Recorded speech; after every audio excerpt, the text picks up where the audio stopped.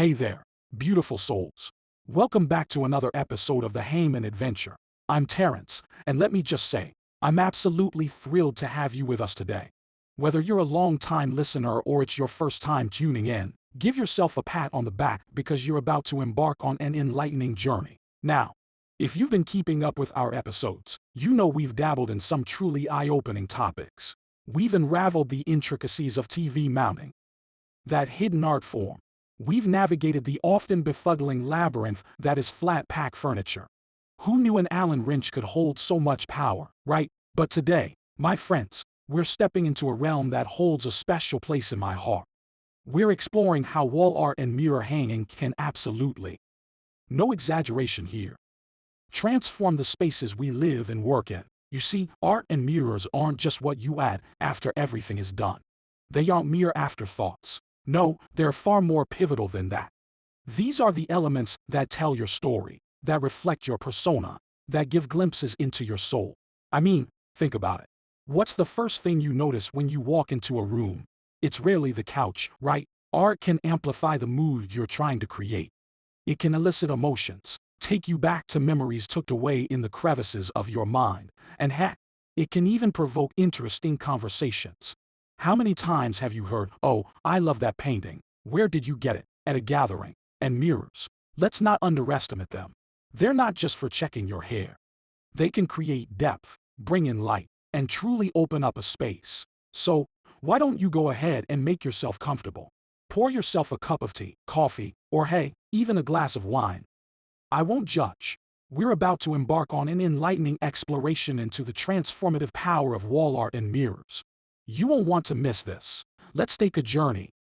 A journey where our destination is an overlooked yet incredibly significant part of your living or working space. I'm talking about your walls. That's right, that wide open space staring back at you. It's like a blank canvas just waiting for your creative touch. So, why is wall art such an essential ingredient in the design recipe for a home or office? I want you to close your eyes for a second and imagine walking into a room with absolutely nothing on the walls. Feels a bit like an empty hug, doesn't it? Clinical, sterile, impersonal. Now, envision the opposite. A room whose walls are graced with artwork that you love. You see, that room feels like it has soul, like it knows you. Art isn't just an accessory. It's a necessity that brings life and emotion into any space. Now you're probably thinking, okay, I get it. Art is great, but how on earth do I choose the right pieces? Trust me, I get it. The possibilities are endless. But that's the beauty of it. First, let's start with color. Think about the existing palette of your room. Are you into monochromatic serenity? Or are you more about that bold, in-your-face explosion of shades? Your art can either complement the hues around it or stand out as a striking contrast. Then comes the subject matter and style. Abstract art, for instance, opens up a world of interpretation. One day it's a splash of emotions. The next, it's a cool river flowing through a summer field. Or perhaps you're more of a realist, drawing comfort and joy from recognizable landscapes and portraits. With the rise of digital mediums, you're not even limited to paint and canvas anymore. Digital art, 3D installations, even backlit pieces can add a futuristic vibe to your room. Let's not limit ourselves to the frame, though. Oh no, wall art is a big umbrella that covers a lot more than just your traditional paintings and prints. We're talking about textiles like intricate tapestries that can add a touch of bohemia to your home.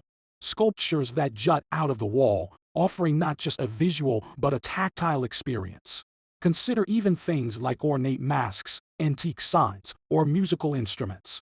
Have you ever seen a guitar as a wall art? Trust me, it's a conversation starter. And speaking of conversations, let's talk size and scale. Tiny art pieces can feel lost on a large wall, like a whisper in a crowded room.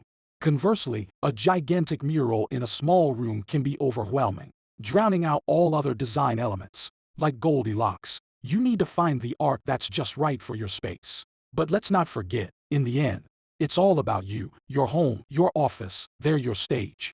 Every piece of art is a character in the story you're telling. And stories are built on emotion. Choose art that resonates with you on a personal level. Something that elicits joy, provokes thought, or maybe even stirs a bit of controversy when the in-laws come over. Ultimately, your wall art should be a natural extension of you. Your interests, your history, your future, your dreams. It's more than decoration. It's a form of expression as personal as your signature. So, my dear listeners, take the leap. Splash your personality all over those walls. Make them talk, make them sing, make them uniquely, unapologetically yours. There you have it. That's my 2 cents on how wall art can turn your space into a sanctuary. But stick around, because we're not done yet. We've got lots more to discuss, and I guarantee you'll love what's coming next. Okay, lovely people. Now that we've plunged into the fascinating universe of wall art, let's flip the coin. Let's talk mirrors. Ah yes, not just the glass you peek into when you're brushing your teeth or doing a last-minute outfit check. We're talking about mirrors as design elements, as transformative pieces that do more than just show your reflection. Mirrors, my friends, are unsung heroes in the design world. They do the heavy lifting that often goes unnoticed. I mean, think about it. Have you ever stepped into a space and felt, well, this feels airy, or goodness, it's so bright in here? More often than not, there's a strategically placed mirror involved. It's like the magician's trick you never saw but totally fell for. The science behind it, if you're curious, is that mirrors bounce natural light around the room, creating an illusion of space. And this isn't just theoretical talk, folks. This is interior design 101. For instance, putting a large mirror across from a window doesn't just bring in more light. It often feels like you're adding another window to the room. Yes, seriously, let's talk types, shall we? There are wall mirrors, freestanding mirrors, and decorative mirrors. Each has its own role to play. Wall mirrors are like the workhorses of the mirror world. Big or small, they make a significant impact. A narrow hallway suddenly appears elongated with a tall vertical mirror. An expansive, empty wall. Well, nothing fills it up like a wall-to-wall mirror. Imagine stepping into such a room and feeling like you're in a palace. That's the power of a good mirror. Freestanding mirrors aren't just for department stores or the backstage of a theater. They can serve as powerful focal points in your living spaces. Picture a beautiful, ornate freestanding mirror in a corner of your bedroom or by the entrance. It's practical for those last-minute checks, but also adds a dash of drama to your room. Now, what about decorative or accent mirrors? Oh, these are the jesters of the mirror kingdom. Entertaining and captivating. Think of them as petite art pieces with functionality. They can be circular, hexagonal, or even abstract shapes. These are the mirrors you use to sprinkle personality across your home. A star-shaped mirror in the kids' room, perhaps, or a set of small, round mirrors arranged in a pattern above your dining buffet. These mirrors say, hey, look at me. I'm not just a mirror. I'm an experience. And hey, don't think you're limited to plain, geometric designs. Frames can bring so much character to mirrors. An ornate, Baroque frame transforms a basic mirror into a statement piece. A minimalist, wooden frame offers a Scandinavian calm. Heck, there are even smart mirrors now that can display your fitness stats or the morning news while you brush your teeth. I mean, how cool is that? The point here is, mirrors can be so much more than functional pieces. They can brighten, they can enlarge, they can embellish, and yes, they can absolutely transform. A mirror's impact is determined by how and where you place it. It's not a haphazard game, my friends. Think it through. Sketch it out if you have to. Seek advice. Heck, make a Pinterest board dedicated to mirror placements. In summary, mirrors are not just there to show you your face. They reflect the beauty and space of your environment, making it a more pleasant and inviting place to be. So, don't just throw a mirror up anywhere. Give it the time and consideration it deserves, because a well-placed mirror is like the perfect punctuation in a well-written sentence. It just makes everything better. That wraps up our illuminating chat on mirrors. But don't you go away. We've got an exciting Q&A segment up next, where we dive into your burning questions about wall art and mirror placement. Grab a coffee, settle in, because it's that time we all love. The Q&A segment. Y'all have been lighting up our inbox with awesome questions, and I can't wait to dive in. So, no more dilly-dallying, let's get right to it. Kicking things off, we've got Rebecca from sunny Orange County, California. She's wondering, how do I choose the best position for my wall art? Oh, Rebecca, I feel you. This is an art form in itself, isn't it? So, listen, Rebecca, before you even pick up that hammer, consider the wall you're dealing with. Is it a feature wall with a standout color? Or perhaps it's a wall with architectural elements like a fireplace. You want your art to harmonize with these elements, not clash with them. Now, think about light. You want your art in a spot where it can truly shine, be it natural or artificial light. Last pro tip. When in doubt, eye level is usually your safest bet. Trust me, it naturally guides people's attention where you want it to go. Alright, next we've got Tom from Cook County, Illinois, asking, what are some tips for hanging multiple pieces?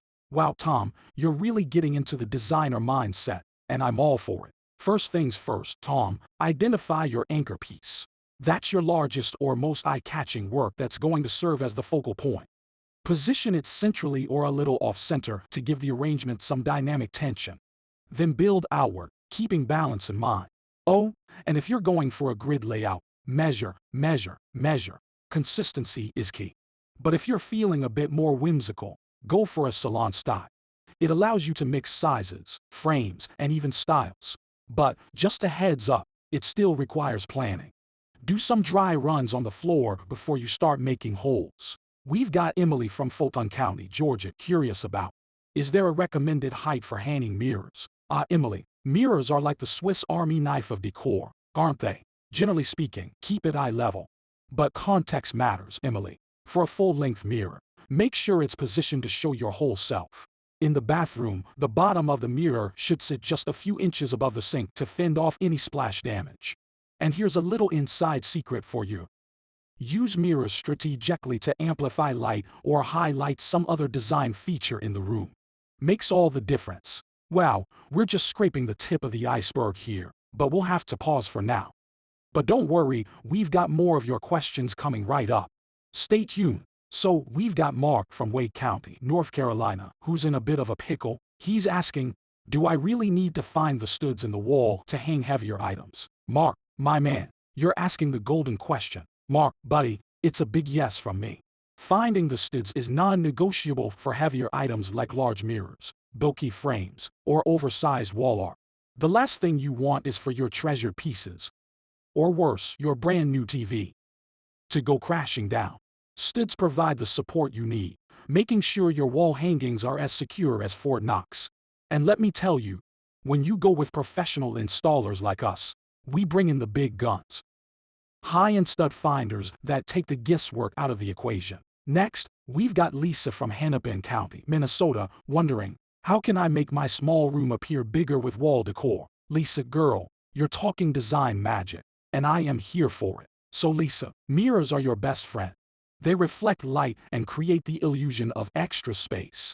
Also, when hanging art, go big. I know it sounds counterintuitive, but a large piece can actually make a room feel grander. And keep your color palette light and cohesive. Lighter colors recede, making the walls appear further back. Darker colors do the opposite. So, play it smart and your small room will feel like a grand hall. Last, but definitely not least, we have Jenny from Harris County, Texas. She's asking, how can I use wall decor to highlight my personality? Jenny, we're getting into the psychology of space, and I love it. Jenny, your home should be a reflection of you. Got a hobby? Frame some items that showcase it. Love to travel? How about a world map where you can pin places you've been? Family-oriented. A photo wall can be a touching tribute. And let's not underestimate the power of a statement piece that screams your vibe. Whether it's abstract art for the free spirit or a classic landscape for the traditionalist, let your wall tell your story. And hey, if you're not sure how to express all of that visually, give us a call. We specialize in matching aesthetics to personalities. We have Lisa from Boston, Massachusetts. She's asking, how can I use wall art and mirrors to make a small room look bigger? Oh, Lisa, your question is such a home run because so many of us struggle with limited space. So, how can we cheat the eye? Let's talk tactics. First up, wall art. Go for pieces that provide a sense of depth. Think landscapes, cityscapes, or even abstracts that pull the eye inward. Use lighter colors as they naturally open up a room. Now here's a trick. Hang the art a bit lower than you usually would. This elongates the wall, making it appear taller. Pretty neat. Oh, as for mirrors, they're like wizards.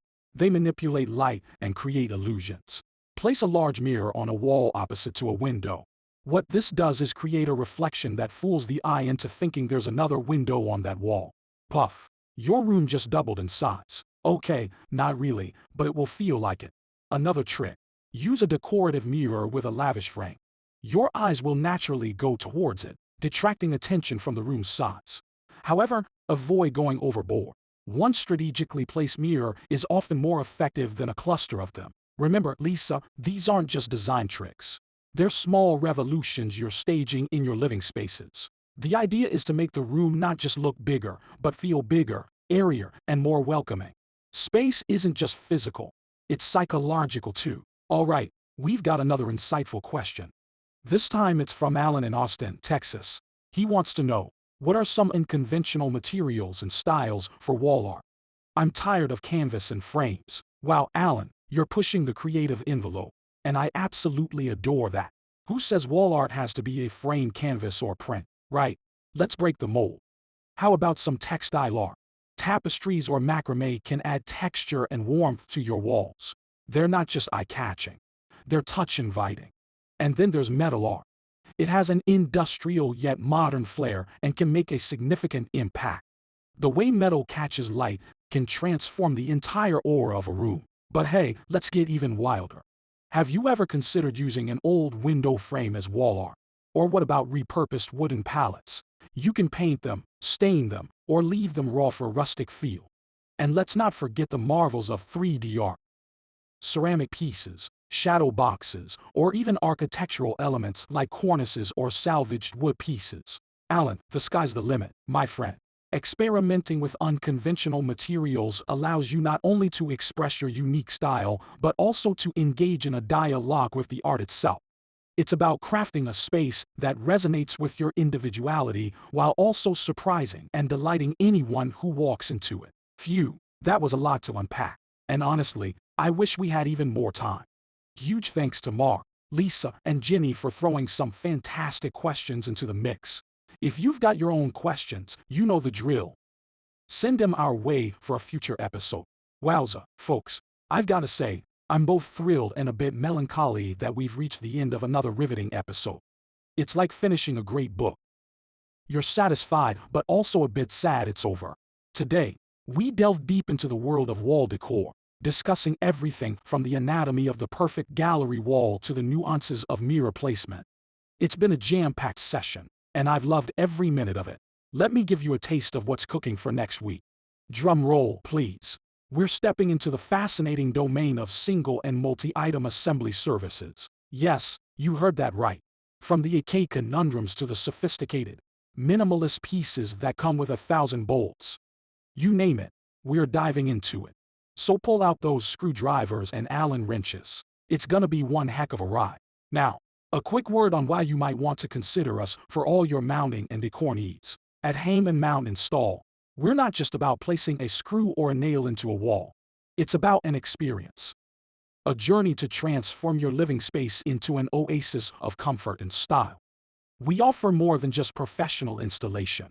We offer peace of mind. Our technicians bring a blend of expertise, meticulous care, and the sort of attention to detail that sets us apart from the rest. And hey, don't just take my word for it. Check out our client testimonials and portfolio right on our website.